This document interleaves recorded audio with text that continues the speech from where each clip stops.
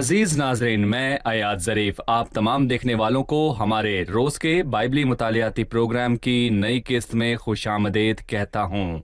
नाज़रीन, अभी हम पुराने अहदनामे में से दूसरे सैमुएल की किताब का मुतालिया कर रहे हैं और आज के प्रोग्राम में हम दूसरे सैमुएल की किताब उसके 21वें और 22वें बाब का मुतालिया करेंगे। अजीज़ो, गुज़िश्ता किस्त का इख्तिताम हमने इस बात पर किया कि दाऊद ने आमूस, जिसे उस वक्त दाऊद फौज का सरदार बनाना चाहता था, उसको हुक्म दिया कि वो बिक्री के बेटे सबा को ढूंढे जिसने उसके खिलाफ बगावत की थी, और नतीजा ये निकला कि बिक्री का बेटा सबा मारा गया। लेकिन आज हम 21वां बाब शुरू करेंगे और दाऊद पर पे दर पे आने वाले बहरानों के मरहलावार मराहिल के बारे में पढ़ेंगे और सीखेंगे। लेकिन प्रोग्राम के बाकायदा आगाज से पहले मैं खादमीन को खुशामदीद कहूंगा। डॉक्टर मोइन खुशामदीद। शुक्रिया। डॉक्टर मुहिब खुशामदीद। बहुत शुक्रिया। आप कैसे हैं? मैं ठीक हूँ। साथ ही स्टूडियो में आए हमारे दीगर मेहमानों को भी खुशामदीद। भाई मुहिब, 21वें बाब का आगाज एक बहुत ही दिलचस्प आयत से होता है और दाऊद के अयाम में बेदर पे 3 साल का काल पड़ा और दाऊद ने खुदावन से दरियाफ्त किया।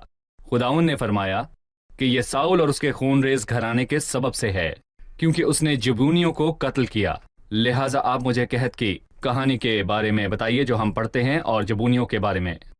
दर हकीकत ये यशवा के 9वें बाब पर हमें वापस ले जाती है, जब जबूनी जो उस मुल्क के बशिंदे थे धोखे और फरेब के साथ चले गए।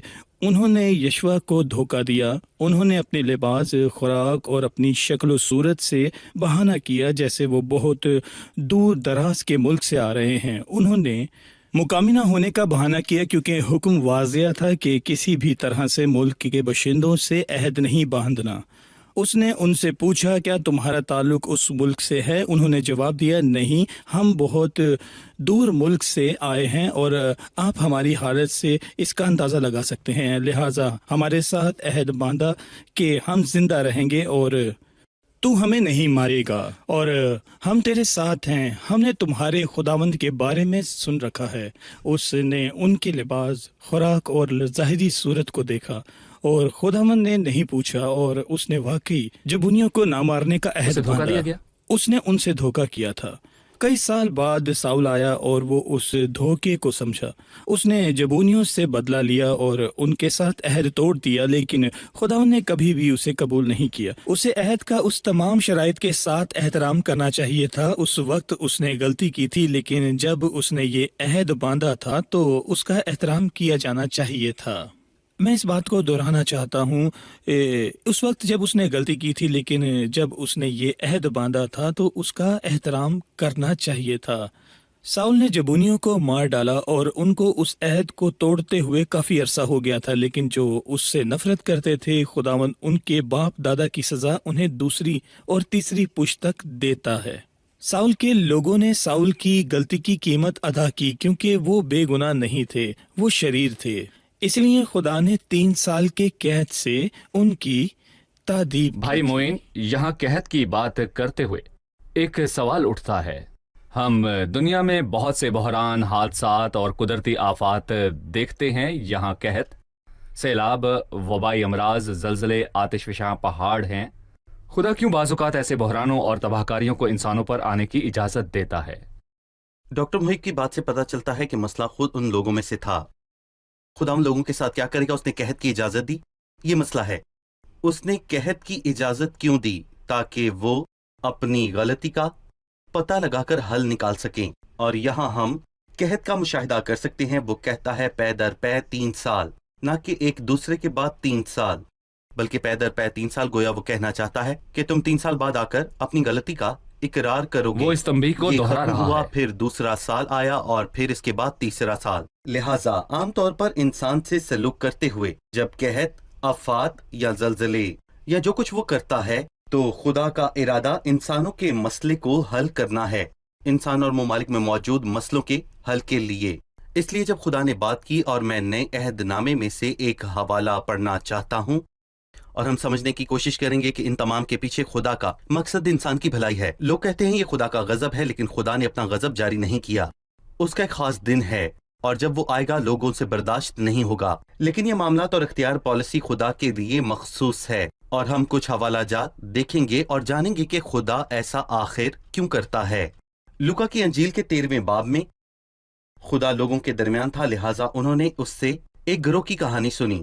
خداوند ملک میں بغاوت اور دہشت گردی ہے۔ انہوں نے خدا سے پوچھا، یہ کیا ہے؟ کیا تو نے پلاطس کے بارے میں نہیں سنا کہ کچھ لوگ گرجا گھر میں دعا کر رہے تھے؟ ہم اسے اپنے اوپر لاگو کرتے ہیں، لیکن ان کے لیے وہ ہیکل میں تھے، اور جب وہ قربانی پیش کر رہے تھے تو انہوں نے اسے ذبح کر دیا۔ وہ چرچ میں داخل ہوئے اور سب کو مار ڈالا۔ خدا نے انہیں جواب دیا، نہیں، میں تمہیں ایک قدرتی آفت کے بارے میں بتاؤں گا۔ وہ قدرتی آفت کیا ہے؟ کیا تم نے ٹاور کے بارے میں سنا ہے؟ کچھ لوگ دوپہر کے وقت اس ٹاور کے نیچے بیٹھتے تھے، تب وہ گر گیا اور سب ہلاک ہو گئے۔ اس نے انہیں بتایا کہ مسئلہ حادثات کا نہیں بلکہ انسان کا ہے۔ جب تک تم توبہ نہ کرو، یہ وہ مقصد ہے جس کی وجہ سے میں کہہ سکتا ہوں اگر تم توبہ نہ کرو گے تو سب اسی طرح ہلاک ہوگے۔ خدا کی طرف سے ایک انتباہ، دہشت گردی ہو رہی ہے، اور قدرتی آفات کی طرف سے خدا کا انتباہ، تاکہ اسے واپس لائے اور اس کے غرور اور برائی کو ختم کرے۔ کہیں ایسا نہ ہو کہ انسان خدا سے انتباہ لے اور واپس آ کر اس سے پوچھے کہ تو مجھ سے کیا چاہتا ہے، وہ اس کی غلطی کی طرف اشارہ کرے اور غلطی کو صحیح کرنے اور توبہ کرنے میں مدد کرے۔ ہو سکتا ہے کہ یہ انسان کو واپس لانے کے لیے اس کے گناہ کی سزا یا انتباہ ہو، لیکن یہ ضروری نہیں کہ ہر آفت کی وجہ گناہ ہو۔ ایسا نہیں ہے۔ شاید یہ خدا کی طرف سے بلاوا ہے، سویا ہوا شخص واپس آتا ہے۔ جو لوگ اس میں مرے اپنے گناہوں میں مرے، لیکن یہ دوسرے آدمی کے لیے خدا کا بلاوا ہے۔ جی ٹھیک ہے، ہم ایک وقفے کے بعد مہمانوں کے سوالات کے ساتھ حاضر ہوں گے۔ ناظرین، ایک چھوٹے سے وقفے کے بعد دوبارہ حاضر ہوں گے، ہمارے ساتھ رہیے۔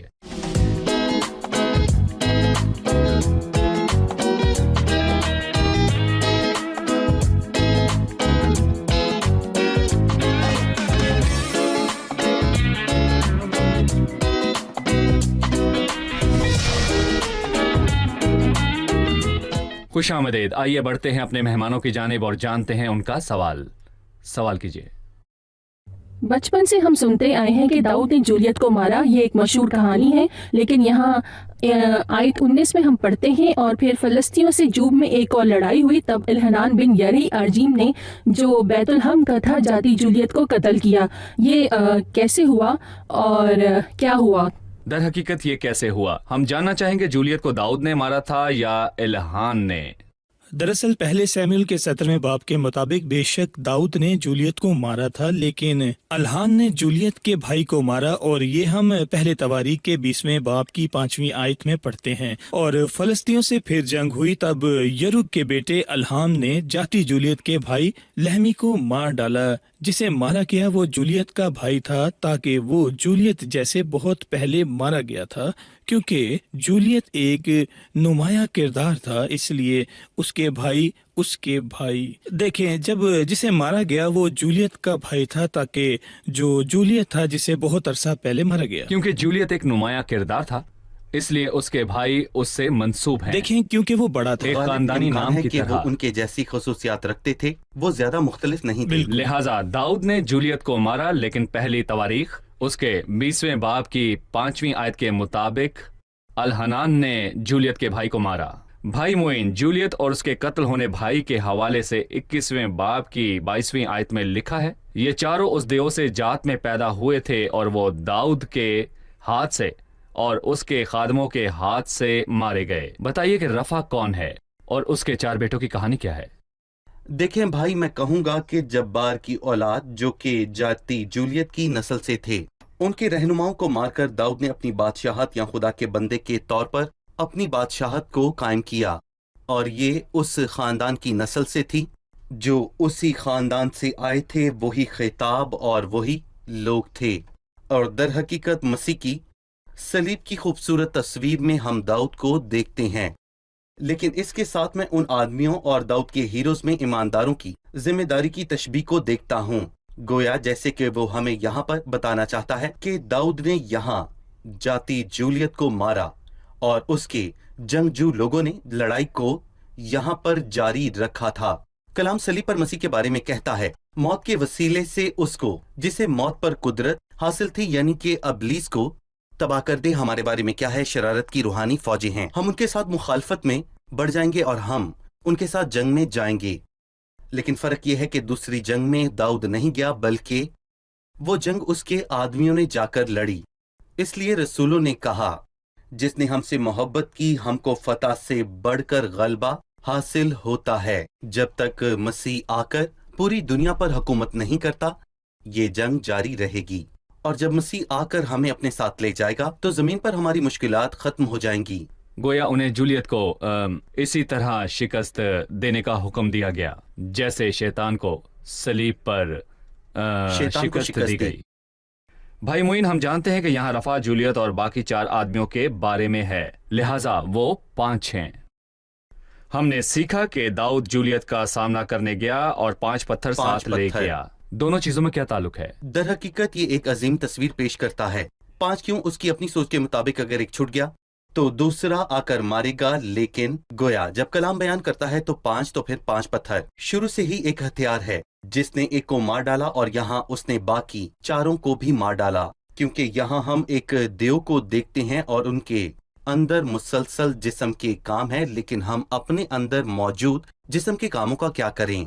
पहली बात, खुदा ने मेरे लिए एक हथियार तैयार कर रखा है और इसके साथ आप रूहुल कुद्स के बगैर अपने जिस्म के कामों को मिटा सकते हैं और हम सलीब के बगैर उन पर फतह पा सकते हैं, उस शैतान पर जिसे सलीब पर शिकस्त दी गई, सही। या अपने अंदर मौजूद जिस्म के कामों पर गलबा पा सकते हैं। ठीक है। बेशक 21वें बाब का इख्तिताम इस बात पर किए बगैर नहीं करूंगा जो रिस्फा ने किया जब वो उस दरख्त के पास खड़ी थी जिस पर साउल के बेटे लटकाए गए थे।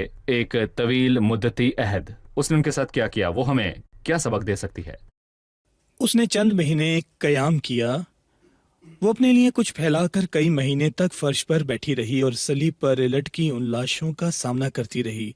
वो अपने बेटों और अपने शौहर साउल से बहुत वफादार थी। ये बादशाह साउल के बेटे हैं बिला शोबा। उसने उनसे प्यार किया, लेकिन फिर भी उसे नतीजा भुगतना पड़ा। और फिर शिकारी परिंदों को, लाशों को खाने या बियाबान के दरिंदों को कई महीने तक लाशों का शिकार करने से रोकने के लिए ठहरी रही। बेशक बेटे पहले ही मर चुके थे, उनके वापस आने की वजह कोई नहीं थी, तो वो वहां क्यों बैठी थी? लेकिन ये बयान करता है कि वो उनकी मौत के बाद भी कितनी वफादार थी। और मैं इसमें एक सबक ले सकता हूँ कि मसीह जो हमारे लिए सलीब पर लटकाया गया, मर गया, इस अजीम इंसान में हमें उम्मीद मिलती है। मुझे उम्मीद है कि हम उससे वफादार हैं, उससे प्यार करते हैं और उसकी तारीफ करते हैं और सलीब के करीब खड़े हैं और अजीम मोहब्बत की कहानी याद करते हैं कि रास्तबाज गुनाहगारों के लिए मरा और वो उस लिए सबके वास्ते मुआ जो जीते हैं वो आगे को अपने लिए ना जिए, बल्कि उसके लिए जो उनके वास्ते मुआ और फिर जी उठा। और हमारा प्यारा जो सलीब पर लटका था, मर गया और जी उठा, वो अजीमुल शान के दाहिने हाथ बैठा है। और दाऊद ने यहाँ जो किया वो गलत और शरीयत के खिलाफ था, जिसका जिक्र इस्तिशना उसके 21वें बाब की 22वीं और 23वीं आयत में किया गया है। अगर तू उसे मार कर दरख्त से टांग दे तो उसकी लाश रात भर दरख्त पर लटकी ना रहे, बल्कि तू उसी दिन उसे दफना दे, क्योंकि जिसे फांसी मिलती है वो खुदा की तरफ से मलाऊन है। ताना हो कि तू उस मुल्क को नापाक कर दे। लेकिन दाऊद ने वो हुक्म तोड़कर लाशों को महीनों तक लटके रहने दिया और कैद तब तक खत्म नहीं हुआ जब तक उसने उन्हें उतार कर दफन न कर दिया, क्योंकि उसने खुदावन के हुक्म को तोड़ा सही। था। मैं उस औरत में नरम जज्बात देख सकता हूँ। उसने वो बर्दाश्त किया जो नाकाबिले बर्दाश्त था, अगरचे के उसके बच्चे मर गए। यानी कि मैं कह सकता हूँ कि एक मुर्दा लड़के पर उस दिन में सूरज ने उसे खिलाया और रात को उसकी नींदें आंखों से उड़ गईं। यहाँ मैं वालिदैन से पूछता हूँ कि आप अपने जिंदा बच्चों के लिए क्या करते हैं जबकि दरिंदे उन्हें काट रहे हैं। शेर उनका शिकार करना चाहता है। मुझे उम्मीद है कि हम इससे सबक सीखेंगे। डॉक्टर मुहीब, अब हम 22वें बाब की तरफ बढ़ेंगे जहां हम दाऊद के एक खूबसूरत गीत के बारे में जानेंगे। इस गीत की तफसीलात में जाने से पहले मैं चाहूंगा कि आप इस गीत का पस मंजर हमें बताइए। दाऊद ने जो अल्फाज कहे ये वाजिया है, जिनका जिक्र उसके 22वें बाब में किया गया है, वो खुदा की तरफ से जिंदगी भर के तजर्बे और मालूमात के बाद तजर्बात और तरबियत का नतीजा है। एक शख्स जो खुदावंद के साथ चलता है एक हकीकी तजर्बे के बारे में बात करता है, जिससे वो गुजरा और देखा कि खुदावंद का हाथ उसे सालों से थामे हुए है। उसने उसे साउल के हाथ से कैसे बचाया। वो 10 बार मौत के दहाने पर था और खुदावंद ने उससे बचाया और उसके सब दुश्मनों से भी बचाया। और खुदावंद ने उसे एक अहद और वादा दिया कि वो उसे खानदान देगा और औलाद देगा اس کا تخت اور بادشاہی قائم رہے گی، اور یہ کہ وہ اس کے خاندان کو برکت دے گا اور مسیح اس کی نسل سے آئے گا۔ اس نے خود کو مزید حقیر بنایا۔ تاریخی طور پر یہ بات 7ویں باب میں آتی ہے جس کا ہم پہلے مطالعہ کر چکے ہیں۔ اس نے خدا کی وفاداری کی گواہی دی، گویا وہ یعقوب کی طرح کہہ رہا تھا، وہ خدا سے جس نے ساری عمر آج کے دن تک میری پاسبانی کی، اور وہ فرشتہ جس نے مجھے سب بلاؤں سے بچایا، اور جیسا کہ موسیٰ نے کہا، اے یسرون، خدا کی مانند اور کوئی نہیں جو تیری مدد کے لیے آسمان پر اور اپنے جاہو جلال میں افلاک پر سوار ہے۔ ابدی خدا تیری سکونت گاہ ہے اور نیچے دائمی بازو ہیں۔ وہ ان کو برکت کی فہرست دے رہا تھا جن کا تجربہ اس نے خداوند کے ساتھ معلومات کرتے ہوئے کیا تھا۔ میں اس گیت کے چند الفاظ پڑھوں گا اور پھر ہم وقفہ لیں گے اور مہمانوں کے سوالات کے ساتھ حاضر ہوں گے۔ جب خداوند نے داؤد کو اس کے سب دشمنوں اور ساؤل کے ہاتھ سے رہائی دی تو اس نے خداوند کے حضور اس مضمون کا گیت سنا۔ وہ کہنے لگا، خداوند میری چٹان اور میرا کلا اور میرا چھڑانے والا ہے۔ خداوند میری چٹان ہے، میں اسی پر بھروسہ رکھوں گا۔ وہی میری سپر اور میری نجات کا سینگ ہے، میرا اونچا برج ہے اور میری پناہ ہے۔ میرے نجات دینے والے تو ہی مجھے ظلم سے بچاتا ہے۔ میں خداوند کو جو ستائش کے لائق ہے پکاروں گا، یوں میں اپنے دشمنوں سے بچایا جاؤں گا۔ کیونکہ موت کی موجوں نے مجھے گھیرا، بے دینی کے سیلابوں نے مجھے ڈرایا، پاتال کی رسیاں میرے چوگرد تھیں، موت کے پھندے مجھ پر آ پڑے تھے۔ اپنی مصیبت میں میں نے خداوند کو پکارا، میں اپنے خدا کے حضور چلایا۔ اس نے اپنی ہیکل میں سے میری آواز سنی اور میری فریاد اس کے کان میں پہنچی۔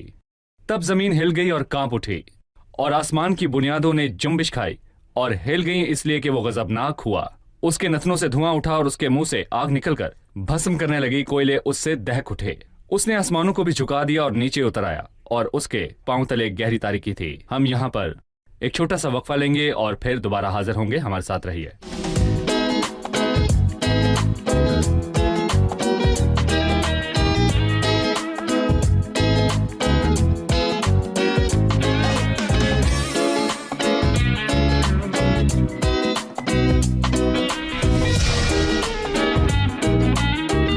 خوش آمدید۔ آئیے بڑھتے ہیں مہمانوں کی جانب اور جانتے ہیں ان کا سوال۔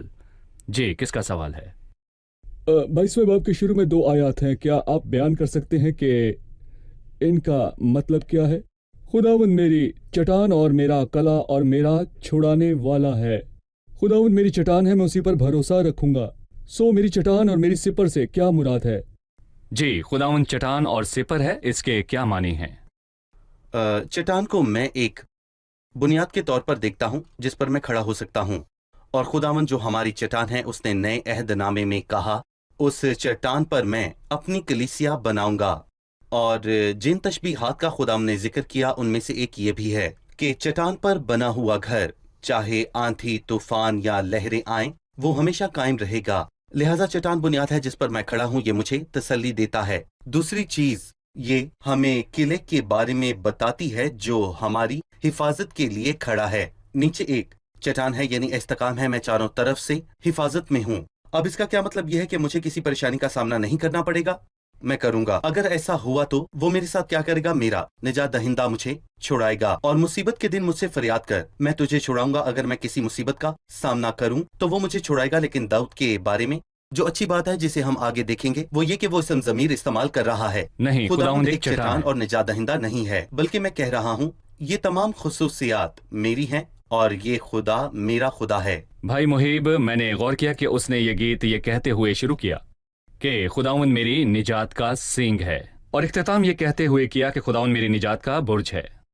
شروع میں کہا نجات کا سینگ اور آخر میں کہا وہ نجات کا برج ہے۔ مجھے نجات دہندہ خدا کے بارے میں بتائیے۔ ٹھیک، بے شک یہاں داؤد کا مطلب دشمن سے نجات ہے، ساؤل سے نجات اور ان بحرانوں سے نجات جن کا اسے سامنا تھا۔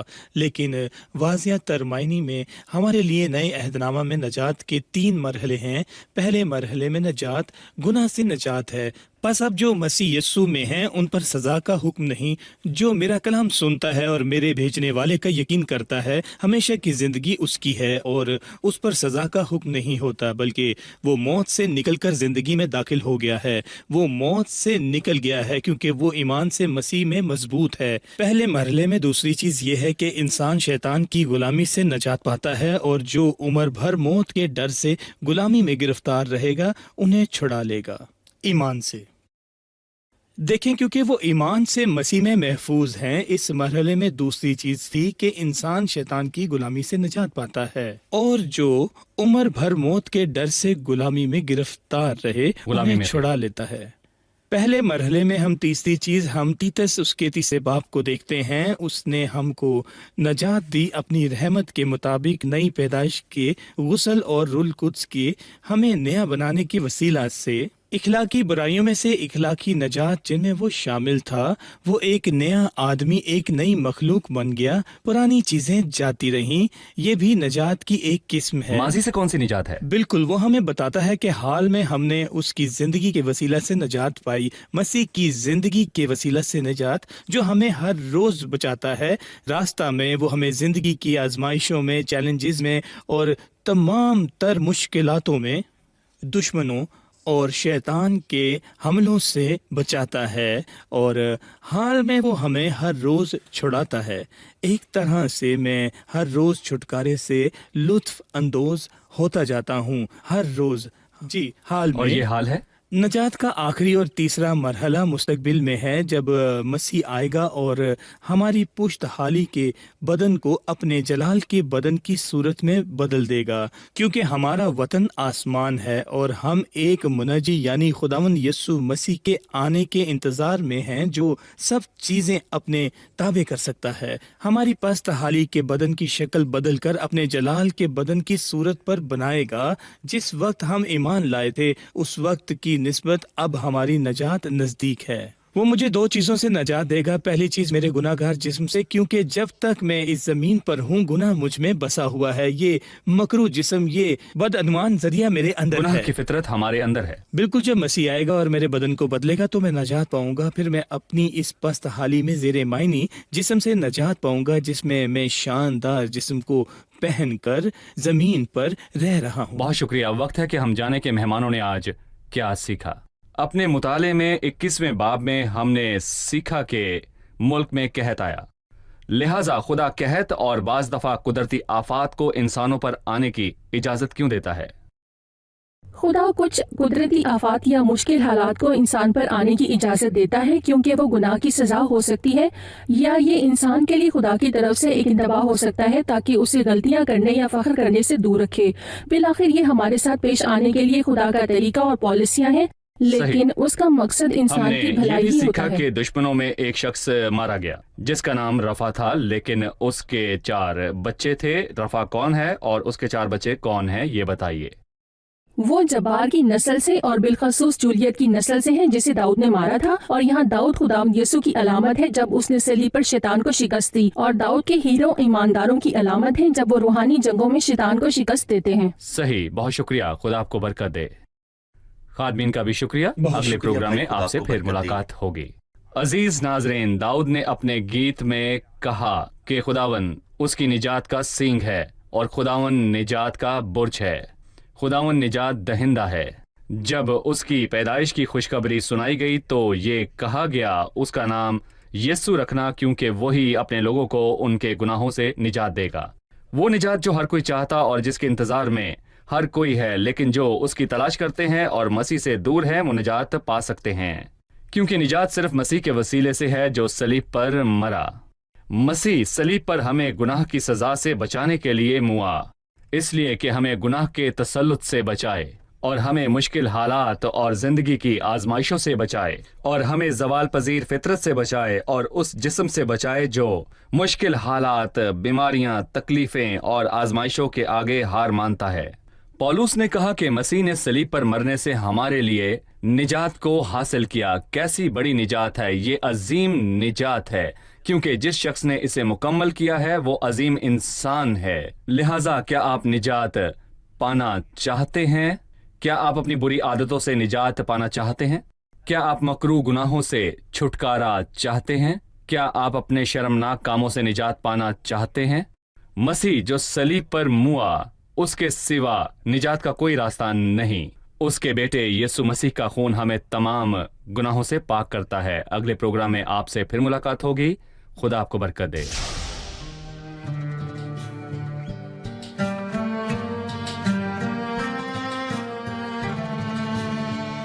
أنا محتاج لمسة روحك تغيرني، أنا محتاج يسوع دمك يطهرني، أنا محتاج لمسة روحك تغيرني، أنا محتاج يسوع دمك يطهرني، وأنا لما هاجي وأشوفك وأشوف اسمي على كفوفك بتفك الأسر وحقك بيحررني، وأنا لما هاجي وأشوفك وأشوف اسمي على كفوفك بتفك الأسر وحقك بيحررني. أنا جاي ضعيف قويني، أنا جاي حزين عزيني، أنا جاي لك خاطب رقني وشفيني، المسني بسلطانك وريني مجد جلالك، اغمر قلبي بحنانك ورويني. أنا جاي ضعيف قويني، أنا جاي حزين عزيني، أنا جاي لك خاطب رقني وشفيني، المسني بسلطانك وريني مجد جلالك، اغمر قلبي بحنانك ورويني.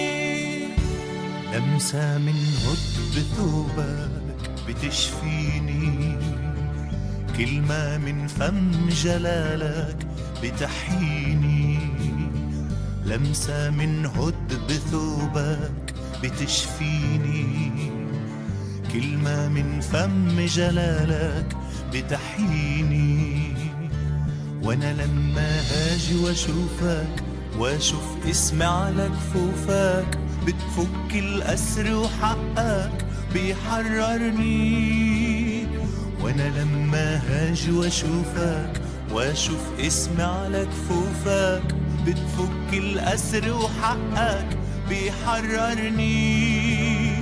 أنا جاي ضعيف قويني، أنا جاي حزين عزيني، أنا جاي لك خاطب رقني وشفيني، المسني بسلطانك وريني مجد جلالك، اغمر قلبي بحنانك ورويني.